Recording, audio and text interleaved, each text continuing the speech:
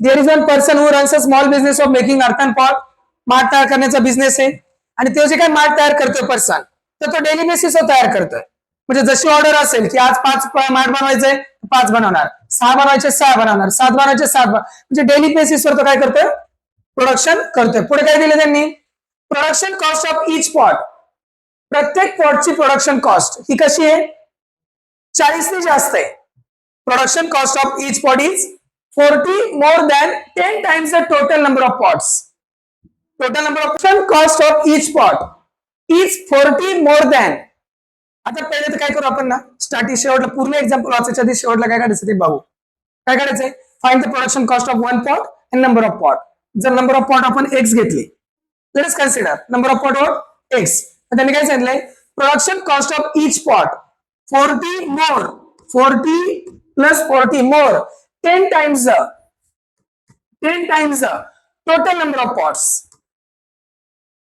Number of pot म्हणजे x ना but 10 times the total number of pot plus 40 is nothing but production cost of each pot. एका पॉटची किंमत एक माठ तयार करण्याची किंमत. आता काय काय दिले बघा त्यानुसार आपण एक्झाम्पल सॉल्व्ह करू. सियर डेली बेसिस प्रोडक्शन कॉस्ट काय दिलंय 40 more 10 times total number of pots आणि कधी एका दिवसात बनवते तेवढे.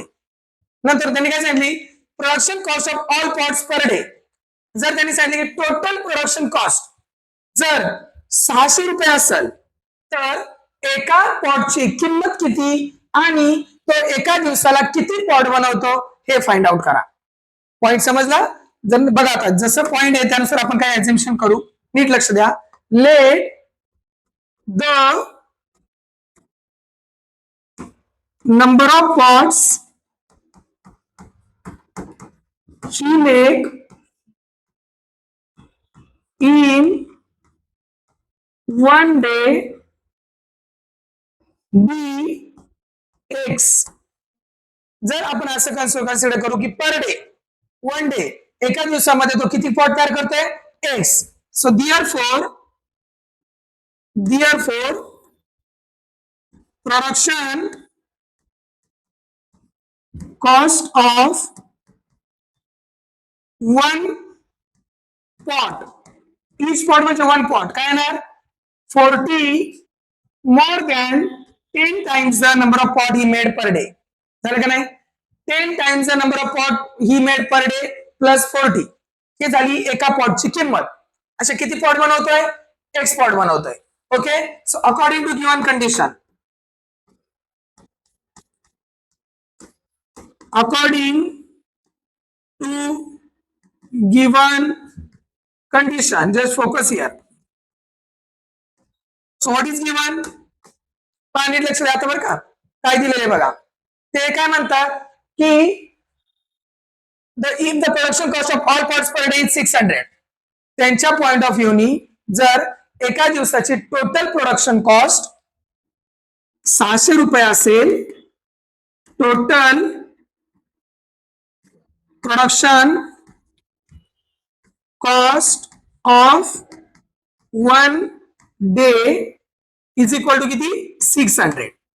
तर मला सांगा आता एक सिंपल म्हणलं मी टोटल 50 रुपयाचे पेन खरेदी केलेत. नीट आहे का मी काय म्हणतो टोटल किती रुपयाचे पेन खरेदी केलेत 50 रुपयाचे पेन खरेदी केलेत. एक पेन 10 रुपयाला असे मी किती पेन खरेदी केलेत 5 पेन खरेदी केले म्हणजे 50 रुपये कसं झालं 10 into 5 बरोबर आहे. 10 पेन एक पेन किती रुपयाला आहे 10 पेन 10 रुपयाला.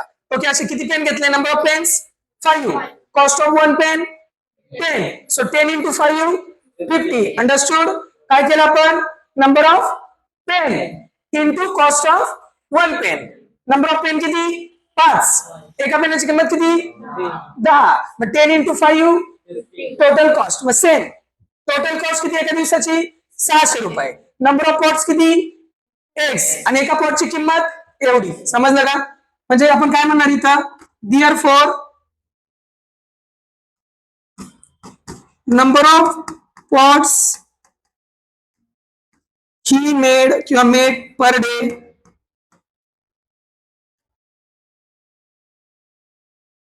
into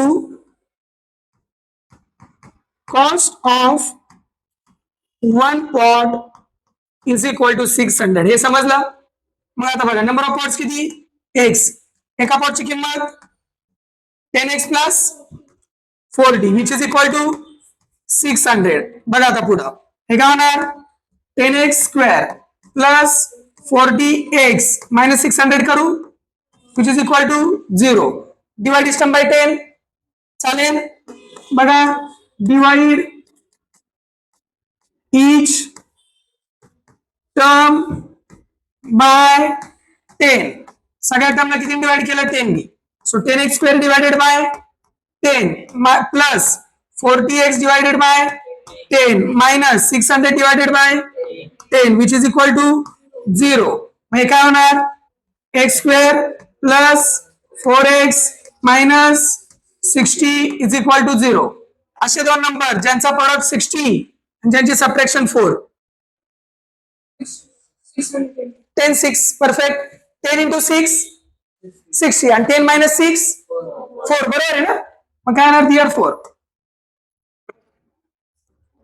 x square plus 10x इथं मायनस आहे so minus 6x minus 60 is equal to 0. x common x plus 10 minus 6 common x plus 10 which is equal to 0. So x plus 10 common, remaining x minus 6 is equal to 0.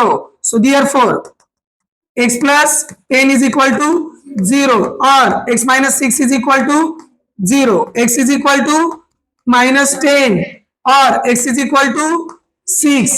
मला सांगा number of pot म्हणजे x आहे. Number of pot negative असेल का, no. मग काय लिहिणार आपण, बट number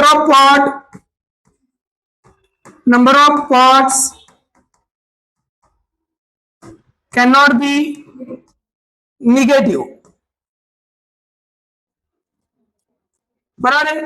therefore काय कन्सिडर करणार आपण, x is equal to 6. Okay. मग आपण काय म्हणू शकतो, विचारलाय काय प्रश्न, find the number of pot he made per day and production cost of each pot. दोन्ही काढायचंय. therefore आपण काय म्हणू शकतो, therefore he made किंवा make 6 pots per day and production cost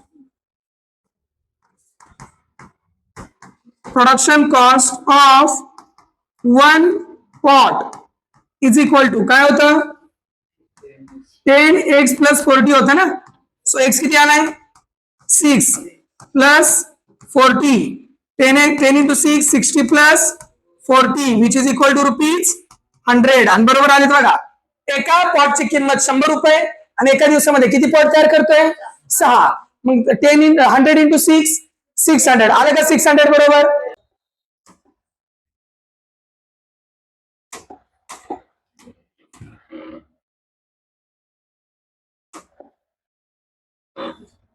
It takes 8 hours to travel 36 km downstream and return to the same spot, and the speed of the boat in still water is 12 km/h.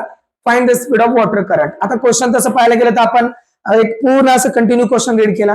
आता त्या क्वेश्चनला ना tackle कसं करायचं ते बघा. पहिले मी या क्वेश्चनच्या बाबतीत काही बेसिक गोष्टी तुम्हाला समजून सांगतो. ओके. वॉटर करंट काय, त्यानंतर स्पीड काय, कसं काय वगैरे या गोष्टी. आता बघा हे जे आहे ना हे पाणी काय, वॉटर आहे. ह्या वॉटर मध्ये आपण एक कन्सिडर करू, समजून घ्या. आता जरी वाटत नसली तरी ना समजून घ्यायचा.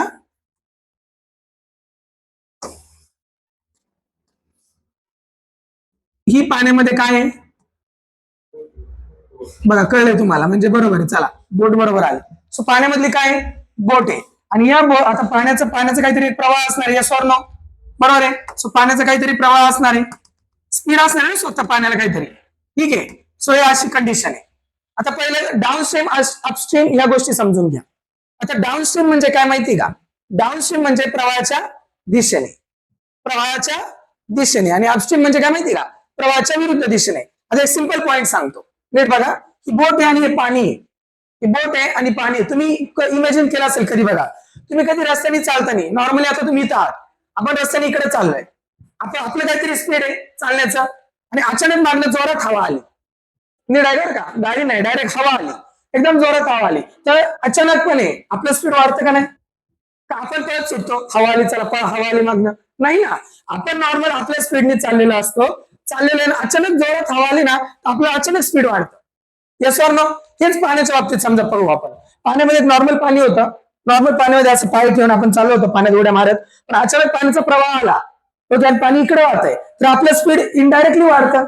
म्हणजे याचा अर्थ जेव्हा आपण प्रवाहाच्या दिशेने जातो, जेव्हा आपण प्रवाहाच्या दिशेने जातो तेव्हा आपलं स्पीड वाढतं का कमी होतं?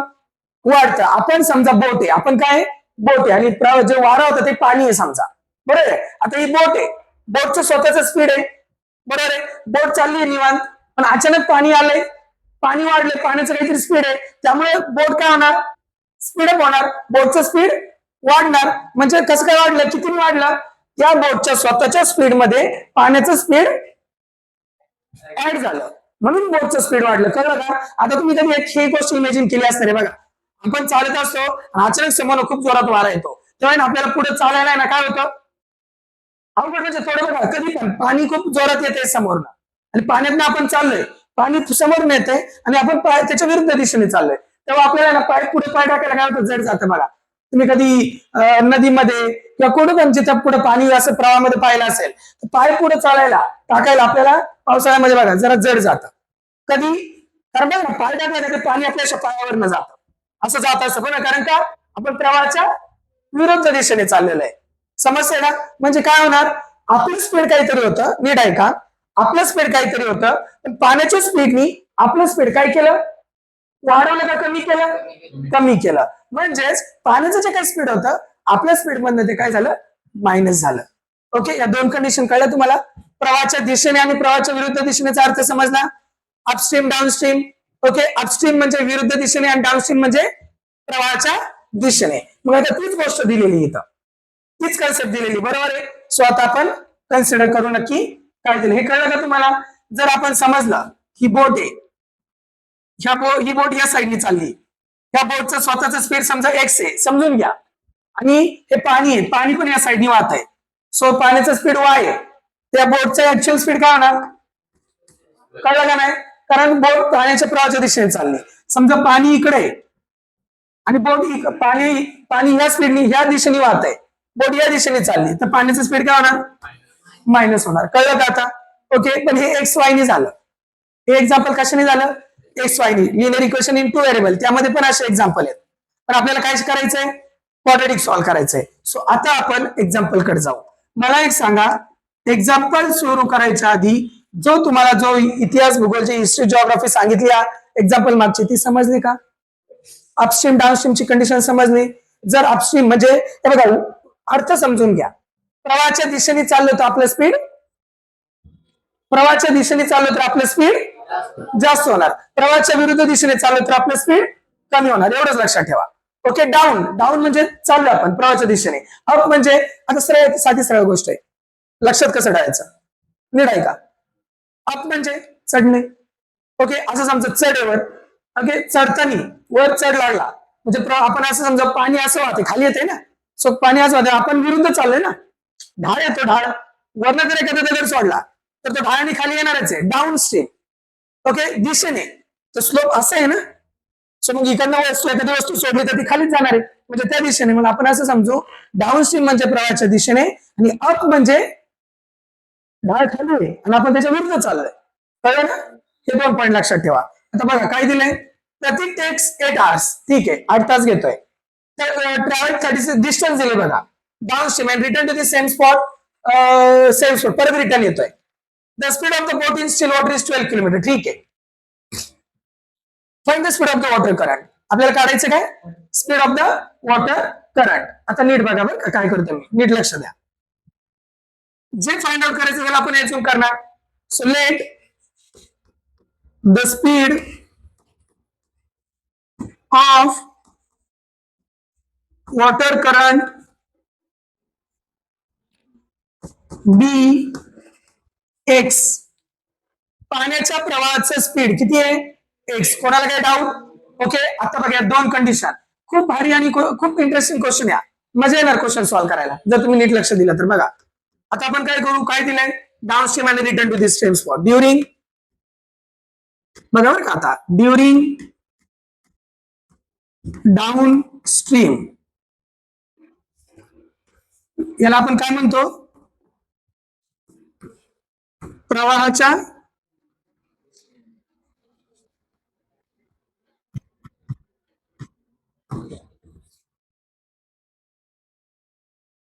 प्रवाहाच्या दिशेने डाऊन स्ट्रीम. ओके, आता होणार काय बघा,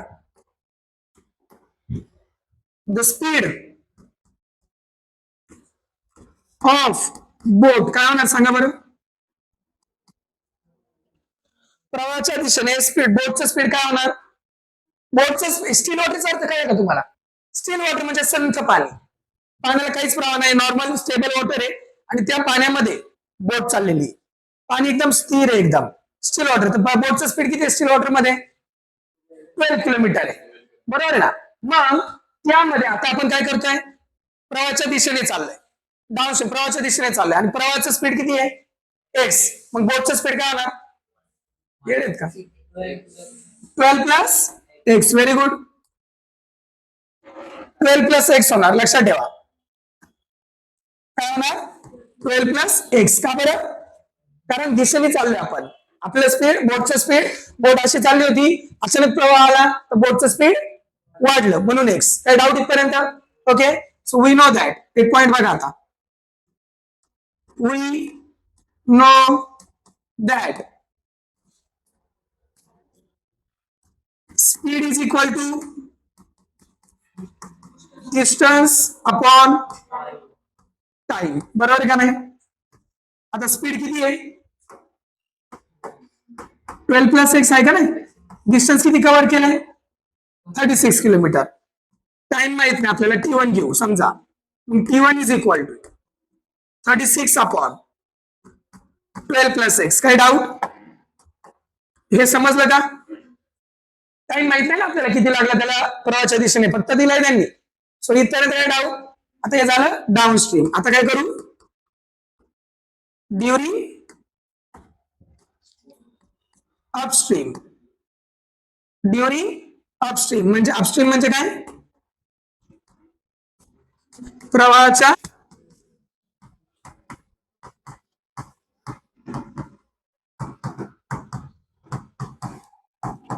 मराठी अक्षर समजत नसेल तरी फक्त आपल्याला जेवढे विचारले तेवढेच बघा. प्रवाहाच्या विरुद्ध दिशेने. आता होणार काय बघा, बोटचं स्पीड काय होणार? द स्पीड ऑफ बोट काय होणार? बरोबर, मायनस होणार ना विरुद्ध. 12 minus x. Okay, we know that.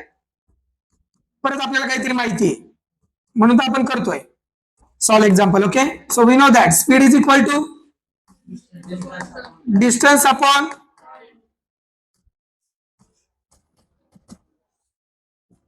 So बघा स्पीड किती आहे? 12 मायनस 6. डिस्टन्स किती? तेवढी डिस्टन्स कव्हर करणार. परत रिटर्न टू दी मेन 36 आहे का? 36. परत return to the main spot म्हणजेच काय? सेम डिस्टन्स कव्हर केलं 36 upon time T2. Therefore T2 किती आला? 36 अपॉन 12 मायनस एक्स. इथपर्यंत काय doubt? Clear?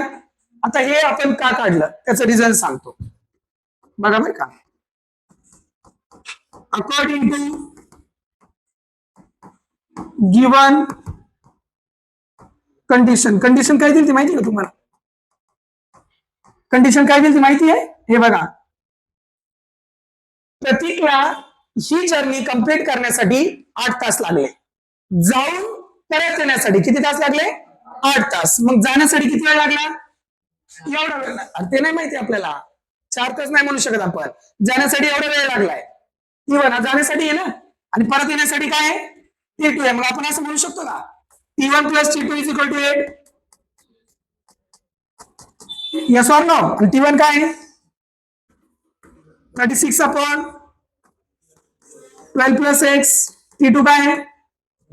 36 upon 12 minus x is equal to 8. दोघांमधून 36 कॉमन राहिले काय? 1 अपॉन 12 प्लस एक्स. इथं 1 upon 12 minus x is equal to 8. Cross multiply 12 minus x plus 12 plus x आणि खाली दोघांचा product 12 plus x 12 minus x आणि इकडे 8 होता 36 खाली आलं. कळलं का कसं आलं? मल्टिप्लाय होतं डिवाइडला आलं. त्यानंतर बघा एक्स एक्स कॅन्सल. नीट लक्ष द्या आता. 12 12 24 नीट बघा इथं ए प्लस बी ए मायनस बी म्हणजे ए स्क्वेअर मायनस बी स्क्वेअर. इथं काय होणार 4 टू साइड 4 9 चा बरोबर ना 36. आता पुढं हे इकडे जाणार हे इकडे येणार. So 24 into 9 is equal to 2 into हे काय होणार 144 मायनस एक्स स्क्वेअर. हे 144 होणार ना. आता 2 ला परत इकडे आणू डिवाइडला जेवढं जमेल तेवढंच बारीक करू. 2 is equal to 144 minus x square. अजून पुढे काय राहिले का? नाही. मग काय आलं 2 1 जा 2 12 जा. काही डाऊट इथपर्यंत? बाय किती झालं मग 108 is equal to 144 minus x square. मला सांगा एक्स स्क्वेअर बरोबर 144 मायनस 108 किती आलं? X square is equal to 36 ना बरोबर आहे. मग एक्स किती आलं अंडर रूट 36. मग एक्स काय आलं प्लस मायनस 6. आता मला सांगा कधी पण स्पीड निगेटिव्ह असेल का? कारण एक्स म्हणजे काय स्पीड आहे ना. But speed cannot be negative आणि स्पीड जर निगेटिव्ह नाहीये तर स्पीड काय येणार therefore x is equal to 6. प्रश्न काय होता वॉटर करंटचा स्पीड काढा बरोबर आहे ना. आणि तोच x therefore the speed of water current is 6 kilometer per hour. Find the speed of the water current. So speed of the water current आपण x consider केलं and at the end we got the answer as speed of the water current is 6 kilometer per hour. ठीक आहे. Pintu takes 6 days more than those of Nishu. आता हे असे example आहेत ना दोन टाइपचे एक्झाम्पल आहेत. आता आपण याच्या आधी एक्झाम्पल पाहिलं ते काय होतं टाइम वर्क काय होतं वर्क होतं का नाही. टाइम स्पीड आणि डिस्टन्स होतं बरोबर आहे. त्याच्या आधीचे आपण एक्झाम्पल घेतलं बोटचं टाइम स्पीड डिस्टन्स. आणि आता हे एक्झाम्पल कशाचं माहिती का टाइम वर्क टाइम अँड वर्कचं एक्झाम्पल आहे. जेव्हा टाइम स्पीड डिस्टन्स एक्झाम्पल येईल तेव्हा speed is equal to distance upon time exam formula use करायचं बरोबर आहे. आणि जेव्हा टाइम अँड वर्कचं एक्झाम्पल येईल त्यावेळेस काय करायचं माहिती का किती पण असू द्या किती दिवसाचा खेळ दिलेला असू द्या एका दिवसाच्या खेळावर काम करायचं. एका दिवसावर काम करायचं. ओके म्हणजे काय बघा त्यांनी काय सांगितलं पहिला ते समजून घ्या. दिसते सरांना. Okay so what is given Pintu takes 6 days more. Pintu takes 6 days more than those of Nishu to complete a certain work. जो काय पिंटू आहे तो निशू पेक्षा 6 दिवस जास्त घेतोय काम कम्प्लीट करायला. कोणापेक्षा निशू पेक्षा. If they work together. जर त्यांनी सोबत क्वेश्चन खूप वेगळा आहे बरं का नीट लक्ष द्या. जर त्यांनी विचार केला नाही चला आपण काय करू दोघं मिळून काम करू. जर त्यांनी दोघं मिळून काम करण्याचा विचार केला तर ते काम 4 दिवसातच कम्प्लीट होतं बरोबर आहे. मग त्यांनी सांगितलंय की how many days will it take to complete the work if they work alone. जर पिंटूनी सेपरेट एकट्याने काम केलं तर त्याला ते काम कम्प्लीट करायला किती दिवस लागतील. नीट आहे का प्रश्न सर्वांचं लक्ष समोर.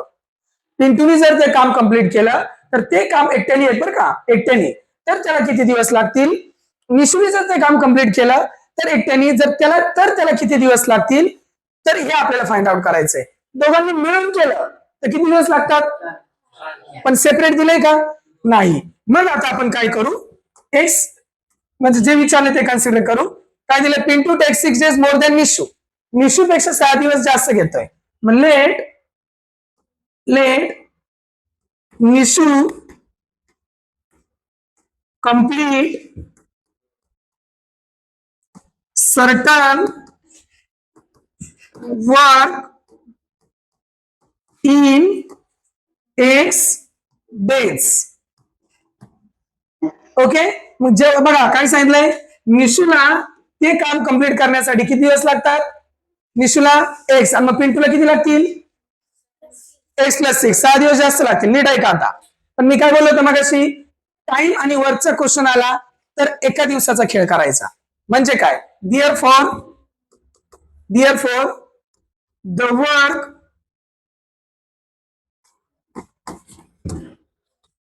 completed by Nishu in 1 day. तर ते येणार 1/x. आता हे कसं ते सांगतो बघा. आता मला सांगा, एक सिंपल सांगतो. एक पर्टिक्युलर पर्सन आहे, तर तो 4 दिवसामध्ये काम कंप्लीट करतोय. किती? 4 दिवसामध्ये काम पूर्ण करतोय. बघा, 1 दिवस, 2 दिवस, 3 दिवस, 4 दिवस. ओके, पर्टिक्युलर पर्सन 4 दिवसामध्ये काम पूर्ण करतोय. तर एका दिवसामध्ये तो काम किती पूर्ण करणार? एवढं काम करणार का नाही एका दिवसामध्ये? 2 दिवसामध्ये एवढं काम करणार, 3 दिवसामध्ये एवढं करणार, आणि 4 दिवसामध्ये एवढं करणार. एका दिवसामध्ये काय करणार? 1/4. 2 दिवसामध्ये 2/4, 3 दिवसामध्ये 3/4, आणि 4 दिवसामध्ये 4/4. म्हणजे 4/4 म्हणजे 1. म्हणजे काम कंप्लीट झालं. हा असा खेळ असतो. समजतंय? मग याचाच विचार करून आपण आता काय करतोय? एका दिवसाचं काम काढलं, बरोबर आहे. आता पुढे बघा, हे झालं निशूचं. नाव Pintu complete certain work in how many days? x plus 6 days. कळलं का नाही? x plus 6 का त्यांनी दिलंय? 6 दिवस जास्त लागतात. Therefore the work done by किंवा completed by work done by Pintu in 1 day किती येणार? 1/x plus 6. जर x दिवस लागले तर 1/x म्हणजे एका दिवसाचं काम. जर x plus 6 दिवस लागले तर एका दिवसाचं काय? 1/x plus 6. Now they together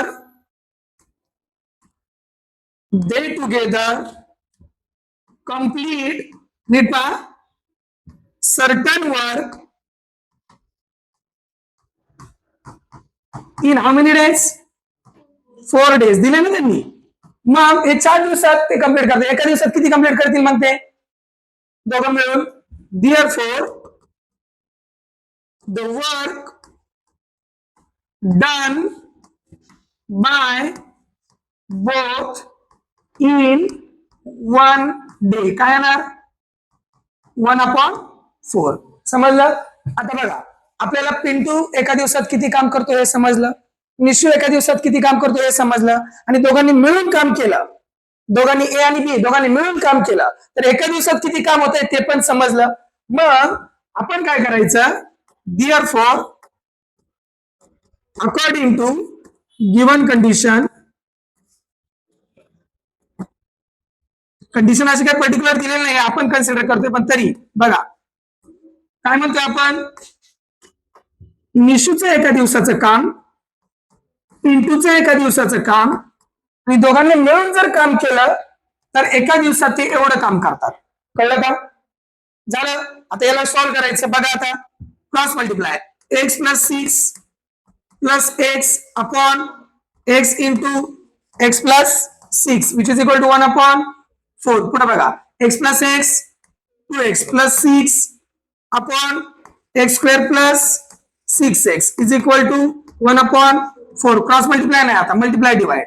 4 into 2x plus 6 is equal to 1 into x square plus 6x. पुढे बघा, आता हे झालं 8x plus 24 is equal to x square plus 6x. आता याला तिकडे लिहू, म्हणजे x square plus 6x minus 8x minus 24 is equal to 0. मग काय होणार? x square minus 2x minus 24 is equal to 0. Equation भेटलं. मग असे दोन नंबर ज्यांचा प्रोडक्ट 24 आणि ज्यांची सबट्रॅक्शन 2 कोण आहे? असे दोन नंबर ज्यांचा प्रोडक्ट 24 आणि सबट्रॅक्शन 2 6 and 4. 6 4 जा 24 आणि 6 minus 4 2. बरोबर आहे ना? करायचं सॉल्व. x square लक्ष समोर एक्स स्क्वेअर मायनस मोठा नंबर पहिल्यांदा इथं मायनस आहे मग प्लस घेणार 4x minus 24 is equal to 0. X common x minus 6 plus 4 common x minus 6 is equal to 0. X minus 6 common राहिलं काय is equal to 0. So x minus 6 x plus 4 is equal to 0. X minus 6 is equal to 0 और परत तेच दिलं आपण ना इथे direct करू ना आपण x minus 6 is equal to 0 or x plus 4 is equal to 0. So x is equal to 6 or x is equal to minus 4. आता मला सांगा x म्हणजे काय दिवस आहेत दिवस निगेटिव्ह असतील का नाही मग काय म्हणणार आपण but number of days cannot be negative असतील का निगेटिव्ह शक्यच नाही देअरफॉर एक्स काय घेणार आपण एक्स इज इक्वल टू 6. आता आपल्याला विचारले काय दोघांनी अलोन म्हणजे एकच सेपरेट काम केलं तर किती दिवस लागतील तर एकोणाचं काम होतं निशूचं म्हणजे काय होणार therefore Nishu completed certain work in how many days 6 days आणि पिंटू काय होणार and Pintu completed same work म्हणजे तेच काम आहे सर्टन म्हणजे तेच काम आहे work in x plus 6 days मोर ना म्हणजेच किती 6 plus 6 किती येणार 12 days काय doubt this is all about time and work समजते का टाइम अँड वर्कचा हा पॉइंट आहे आणि टाइम स्पीड डिस्टन्स हे पाहिलं आपण त्याच्या आधीचं एक्झाम्पल होतं बरोबर आहे सो यामधून आपल्याला काय समजलं मग की पिंटूला पर्टिक्युलर निशूला दिवस लागतात 6 कंप्लीट करायला एक काम कंप्लीट करायला आणि पिंटूला किती दिवस लागतात 6 दिवस जास्त म्हणजे टोटल किती झाले 12 दिवस ठीक आहे there is one 460 okay 460 is there which is divided by natural number 460 is divided by natural number and quotient is 6 more than 5 times the divisor and remainder is 1. आता हे पूर्ण सुरू करायच्या आधी तुम्हाला बेसिक गोष्टी सांगतो त्या गोष्टीवर लक्ष द्या आणि तो पॉइंट समजून घ्या हे बघा हे ऑलरेडी आपल्याला माहिती आहे हा सिंबल सर्वांना माहिती आहे डिव्हिजनचा सिंबल आता समजा आपण असं लिहिलं 10 divided by 2 म्हणजे 2 ने आपण 10 ला डिवाइड करतोय सो 2 झाला डिवायझर ज्याने डिवाइड करतो त्याला काय म्हणतात डिवायझर सो व्हॉट इज दिस पुढे लिहितात डिवायझर या ठिकाणी इथं असतो डिवायझर ज्याला डिवाइड करतात त्याला काय म्हणतात डिव्हिडंड काय म्हणतात डिव्हिडंड आणि जो मग डिवाइड केल्यानंतर येतो तो काय असतो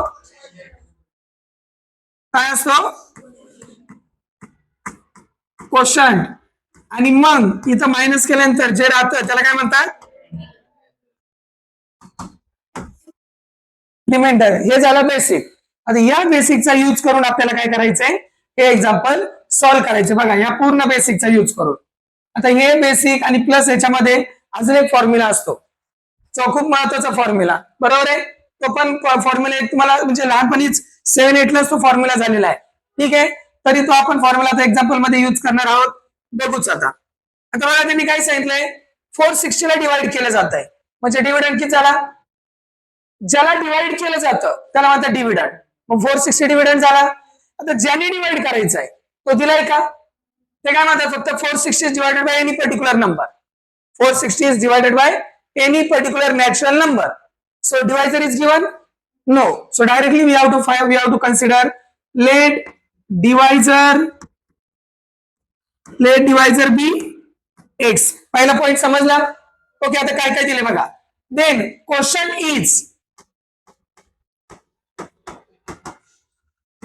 is म्हणजे is equal to 6 more plus 6 5 times the divisor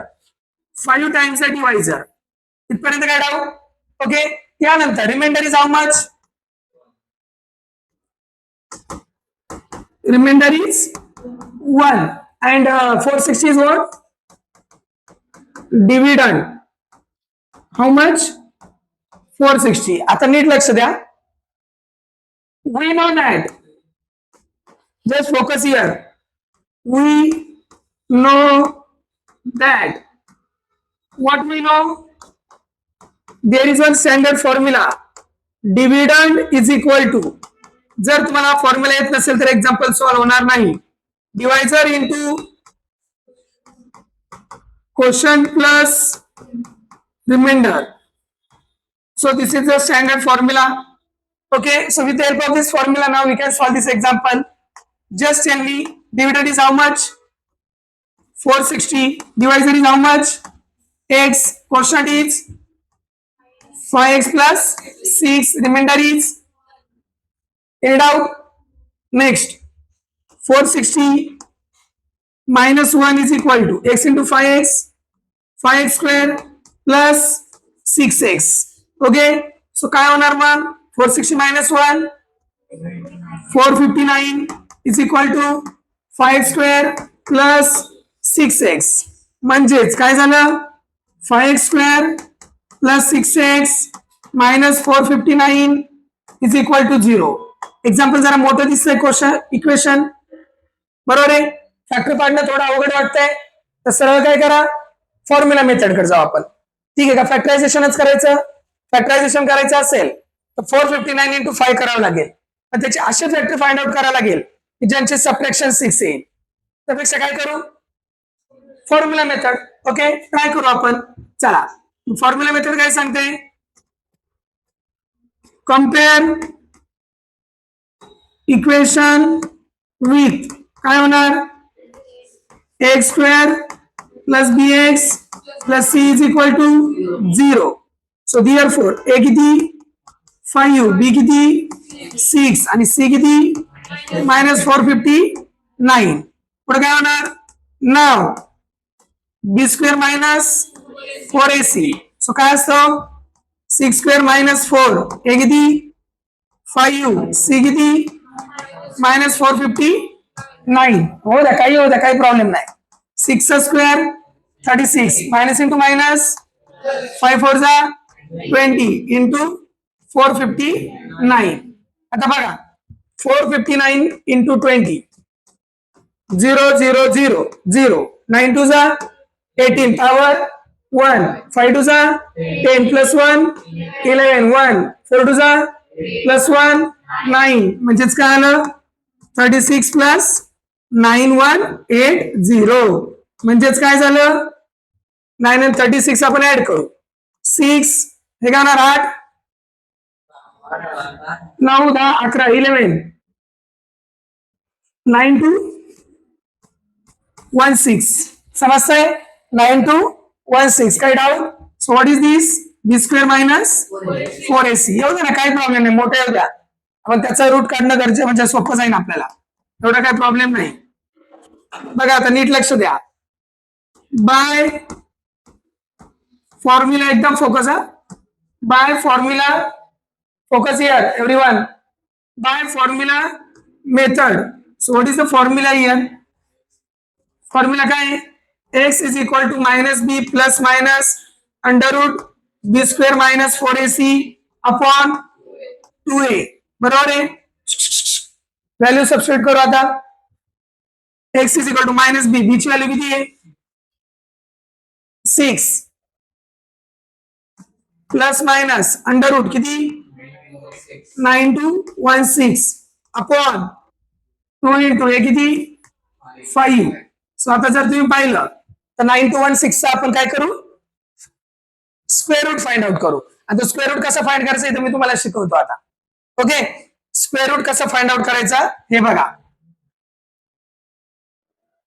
9216 दोन दोनचे ग्रुप करायचे, बरोबर का नाही, राईट साइडनी. आता 92 च्या जवळचा परफेक्ट स्क्वेअर कोणता आहे आधीचा, परफेक्ट स्क्वेअर 81. म्हणजेच काय होतं 9 9 जा 81. जो 9 घेतला तो इथे ऍड करतो आपण. नीट बघा, यातनं सबट्रॅक्ट केलं. 2 minus 1 1, 9 minus 8 1 1 6 9 9 18. सो आता इथं 18 च्या समोर असा कोणता नंबर घेऊ आपण की त्याच नंबरनी जो नंबर घ्यायचा ना, हे बघा 18 घेतला ना, 1 घेतला तर 1 नीच मल्टिप्लाय करायचं, 2 घेतला तर 2 नी करायचं, 3 घेतला तर 3 नी करायचं. आपल्याला इथपर्यंत पोहोचायचंय. ओके, मग आपण जरा 4 घेऊन बघू. 4 घेऊन बघू काय होते ते तर बघू. 4 4 चा 16, कारण कसं 4 का, कारण शेवटला 6 पाहिजे ना. 4 4 चा 4 8 चा 32 प्लस 1 33, 4 1 चा 4 प्लस 3 7, लांब जातोय खूप. मग 5 आता 6 घेऊन बघू आपण. 186 इंटू 6, जो नंबर घेतला त्याने मल्टिप्लाय. सो 6 6 जा 36, 8 8 6 जा 48, 49 50 51, 6 1 जा 6 प्लस 5 11, आलं का? म्हणजे कितीने आलं? 6 नी. मग तो गेला वर 1 1 1 6, जो घेतला तो खाली, यांची ऍडिशन 0 0 0 0, हे काही येऊ द्या, इथला जो नंबर आहे तो महत्वाचा असतो, तो असतो परफेक्ट स्क्वेअर. मग मला सांगा ह्या कॅल्क्युलेशन मधनं आपल्याला x बरोबर -6 प्लस मायनस किती भेटला?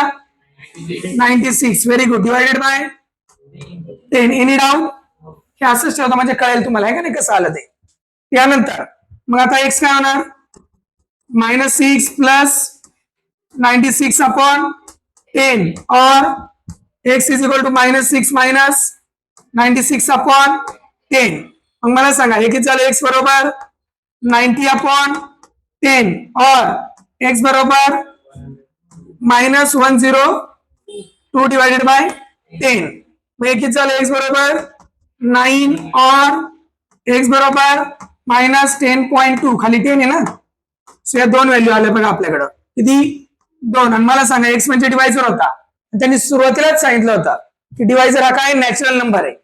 ओके, मग मला सांगा नॅचरल नंबर कधी निगेटिव्ह असेल? But natural number cannot be negative. Natural number negative नसल्या कारणाने आपण x काय कन्सिडर करणार? Therefore x is equal to 9. आता आपल्याला काय काय करायचं आहे? क्वेश्चन काय होतं? Find the divisor and quotient. So नाव डिवायझर इज इक्वल टू काय होतं? Divisor x is equal to 9. Question काय होतं माहितीये? 5x प्लस 6 होता ना. मग 5 into 9 प्लस 6 किती आला? 45 प्लस 6 किती आलं? 51. So we got the answer. Now आपण चेक करू बरोबर आहे का आपला आन्सर. काय करायचं होतं? 460 ला डिवाइड करायचं होतं नॅचरल नंबरनी. 460 ला डिवाइड केलं आपण कशानी? नॅचरल. कोण आहे? 9 नी. तर क्वेश्चन किती आलाय? 51 येतो का बघू आपण. 9 5 जा 45, रिमेनिंग 110, 50 इथं होईल का? 9 1 जा 9, रिमेनिंग 1. 51 क्वेश्चन आलाय, डिवायझर बरोबर 9 आलाय आणि रिमाइंडर 1 आलाय. म्हणजे याचा अर्थ आपला आन्सर परफेक्ट आहे, इकडे तिकडे पाहायची गरज नाही. So we got the answer. Okay, any doubt? So this is all about this particular question. Now the last one. Okay, now the last example. आता हे लास्ट एक्झाम्पल पहा. आता लास्ट पॉइंट सिंपल एक्झाम्पल आहे and it is totally based on basic formula. Okay, and the basic formula is what? Area of trapezium. आता कसं ते पहा. ही हा क्वेश्चन आहे, नीट समजून घ्या. आता क्वेश्चन मी परत पूर्ण सेपरेटली सॉल्व्ह करतो आणि मग आपण बॉक्स फिलअप करू. ठीक आहे. क्वेश्चन काय दिला त्यांनी? In the adjoining figure quadrilateral ABCD is a trapezium. ABCD काय आहे? Trapezium. So what is meant by trapezium? Trapezium is the type of quadrilateral. Trapezium हा क्वाड्रिलॅटरलचा एक टाईप असतो ज्यामध्ये एकच पेअर काय असते? पॅरलल साइडची असते. जर स्क्वेअर घेतला, समजा आता हा बोर्ड आहे आपला, पॅनल आहे, पॅनल रेक्टँग्युलर आहे, याच्यात काय होतं? ही लाईन याला पॅरलल, ही लाईन याला पॅरलल, म्हणजे दोन दोन पेअर असतात बघा पॅरललच्या. पण ट्रॅपेझियम हा असा क्वाड्रिलॅटरल आहे ज्याच्यामध्ये एकच पेअर आहे पॅरललची. बघा आहे का? फक्त ही लाईन याला पॅरलल, ही लाईन पॅरलल होतील का? नाही होणार, म्हणजे एकच पेअर असते. असे याला म्हणतात ट्रॅपेझियम. त्यांनी दिलेले बघा AB पॅरलल टू CD. पुढं its area is 33 centimetre square. That means area of trapezium is given from the information given find the length of all side. That means you have to find out all the sides. ठीक आहे. And some information is given to us. Example is very simple. खूप जास्त simple आहे. आपल्याला direct example solve करायचं इथं. Okay. इथं जर आपण याप्रमाणे जर पाहिलं ऍज पर द बॉक्स, तर आपण बघा एक्झाम्पल बॉक्स प्रमाणे पाहिलं तर एकदा डिस्कस करू. एरिया ऑफ ट्रॅपेझियम काय असतो माहिती आहे तुम्हाला? स्टँडर्ड फॉर्म्युला माहिती आहे. 1/2 into sum of parallel side into height. 1/2 into sum of parallel side. बघा AB पॅरल टू CD आहे का? आणि हाईट काय सांगा? होईल का AM? इथपर्यंत काय डाऊट? पुढे बघा आता 1/2 AB प्लस CD. AB आहे x, CD काय 2x प्लस 1. बघा x प्लस 2x प्लस 1 आलं. आणि AM काय आहे? x minus 4. पुढे बघा या दोघांना सॉल्व्ह केलं आपण. हा इकडे 2 इकडे जाणार म्हणजे 33 इंटू 2. 33 इंटू 2 इकडे काय होईल? 2x plus x 3x plus 1 आणि इथं काय x मायनस 4. आणि मग आता इथं काय होणार? यांच्यात प्रोडक्ट होणार. ओके. मग 3x into x 3x square 3x into मग आता इथं पूर्ण कॅल्क्युलेशन आपल्याला करावं लागणार आहे. समजतंय? त्यामुळे बॉक्स आपण नंतरून धरू. हे एक्झाम्पल आपण काय करू? पूर्ण सॉल्व्ह करू. ठीक आहे. आता लक्षात समोर खूप सिंपल एक्झाम्पल आहे. अजिबात अवघड नाही. आपण आता याला सॉल्व्ह करतोय बघा. नीट लक्ष द्या. Here quadrilateral ABCD is a trapezium. काय? ट्रॅपेझियम. वी आर काय काय दिले सगळ्या साइड आपण लिहून काढू. AB is equal to x सगळे साइड लिहून काढू. नंतर BC आणि SAD इक्वल आहे बघा. इक्वल साइन आहे ना. मग BC equal to AD equal to x minus 2. BC equal to AD equal to x minus 2. हे झालं दुसरं. तिसरं बघा CD 2x प्लस 1. CD काय दिलाय? 2x plus 1. आणि हाईट काय दिली? Height AM x minus 4. काय दिली? AM x minus 4. काही लिहू द्या, काहीच प्रॉब्लेम नाही. आता आपण फॉर्म्युला यूज करायचा आपल्याला, कारण एरिया आपल्याला दिलेला आहे. सो आपण काय म्हणणार? We know that. पूर्ण लक्ष समोर. आपल्याला पूर्ण लक्ष समोर द्यायचं आहे. फॉर्म्युला लिहितो. Area of trapezium is equal to 1/2 into sum of parallel sides into height. हा फॉर्म्युला आहे. हा आहे standard formula of area of trapezium. 1/2 into sum of parallel side into height. मग आता ऍज पर द डायग्राम आपण area find out करू. Area of quadrilateral ABCD 1/2 parallel side कोणत्या आहेत?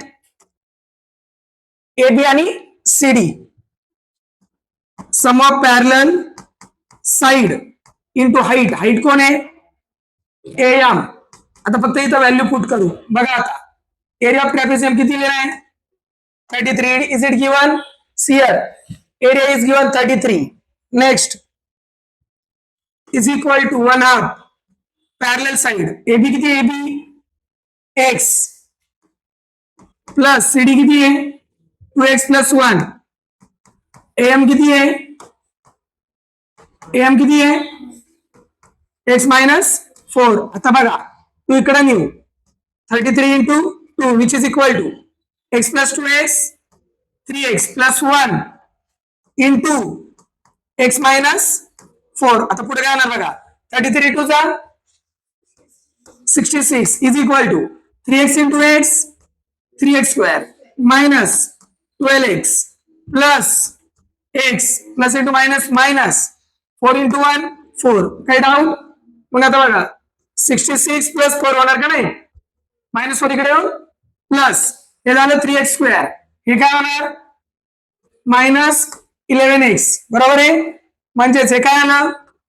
70 3x² मायनस 11x. मग पुढे काय होणार 3x² minus 11x minus 70 is equal to 0. असे दोन नंबर ज्यांचा प्रोडक्ट असे दोन नंबर बघा 70 into 3 ज्यांचा प्रोडक्ट 210 आणि ज्यांची सबट्रॅक्शन 11 कोण कोण आहे. व्हेरी गुड 21 into 10 कारण 21 minus 10 11 परफेक्ट बसले. So 3x² minus 21x minus also plus 10x minus 70 is equal to 0. So काय होणार 3x कॉमन राहिलं काय x minus 7 plus 10 common x minus 7 is equal to 0. x minus 7 common 3x plus 10 is equal to 0. x minus 7 is equal to 0 or 3x plus 10 is equal to 0. So x किती आला 7 और x किती येणार minus 10 upon 3. आता मला सांगा x काय x काय साइड आहे ना साइड बरोबर आहे. साइड अशी निगेटिव्ह आहे का असेल का but side cannot be negative असेल साइड असेल का नाही. म्हणून x किती आला 7. प्रश्न होता find the all side of the trapezium. मग आता आपण सगळ्या साइड काढू. सो देअरफॉर AB बरोबर काय येणार x बरोबर 7 सेंटीमीटर. बघा आता एक एक आपण बघू. इकडे बघा AB बरोबर x होता झालं. आता BC आणि AD सेम आहे x minus 2. BC आणि AD BC is equal to AD is equal to x minus 2 which is equal to 7 minus 2 बरोबर 5 सेंटीमीटर. नेक्स्ट बघा AB झालं BC झालं AD झालं. आता CD 2x plus 1 CD is equal to 2x plus 1 2 into x किती 7 plus 1 14 plus 1 15 centimetre. So this is the final answer. पहा question काय होता find the length of all sides of the quadrilateral ABCD. We got the all the sides of the quadrilateral ABCD. आता आपण यानुसार activity नुसार बघू आता याला. तर ABCD इथं काय म्हणतं मग अशी AM बरोबर आहे. आता AM किती आहे x minus 4. त्यानंतर इथं किती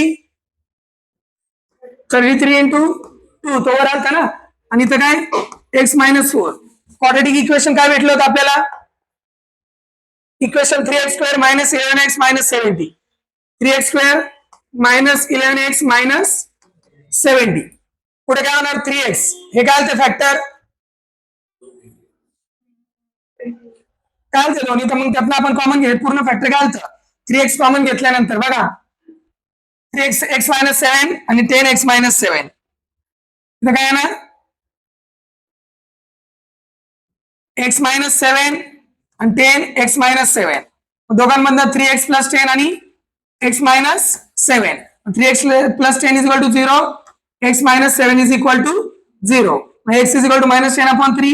x is equal to 7. But length is never be negative. मग x आपण कॅन्सल केला आणि x काय घेतला मग 7. मग ABCD ADBC. मग AB किती आला आपला AB किती आला 7 सेंटीमीटर. AB आला 7 सेंटीमीटर. CD 15 सेंटीमीटर 15 सेंटीमीटर आणि हे दोघं सेम आहे. सो दोघं सेम किती आले 5 सेंटीमीटर. समजलं का ऍक्टिव्हिटी. ही अशी ऍक्टिव्हिटी बघा किती डायरेक्ट असते जमणार नाही. काय करायचं अशा वेळेस माहितीये का सरळ आहे ना एक्झाम्पल ह्या पद्धतीने सॉल्व्ह करायचा आणि पाहायचं ऍक्टिव्हिटी मध्ये बॉक्स कुठे दिलेत सरळ त्या पॉइंटला बॉक्स देऊन टाकायचे. Okay so this is all about what application of quadratic equation. So हे सर्व होतं application of quadratic equation. So at the end जेव्हा तुम्हाला एखादा वर्ड प्रॉब्लेम असेल so first you have to read that question. If you are not able to solve that example by using quadratic then go for linear equation. Try to solve that example by using linear equation in two variable and if the example is of quadratic, then automatically the example will get converted into quadratic. जर एखादा example तुम्हाला solve होत नसेल तर सरळ त्या एक्झाम्पलला linear equation in two व्हेरिएबलनी सॉल्व्ह करा. जर एक्झाम्पल क्वाड्रॅटिकचा असेल तर बरोबर एका स्टेजला जाऊन ते एक्झाम्पल क्वाड्रॅटिक मध्ये कन्वर्ट होईल आणि मग तुम्ही ते एक्झाम्पल सॉल्व्ह करू शकता. मग एक्झाम्पल सॉल्व्ह करण्यासाठी आपल्याकडे 3 मेथड आहे, factorisation, computing square, formula. So again choice is yours, but mostly कोणती मेथड यूज करा, फॅक्टरायझेशन यूज करा. सो अशा प्रकारे आपण मॅक्झिमम एक्झाम्पल सॉल्व्ह केलेले आहेत. So now it's your time की तुम्ही काय करायचंय, अजून मॅक्झिमम एक्झाम्पल याच्यावर सॉल्व्ह करायचे. ठीक आहे. So thank you very much.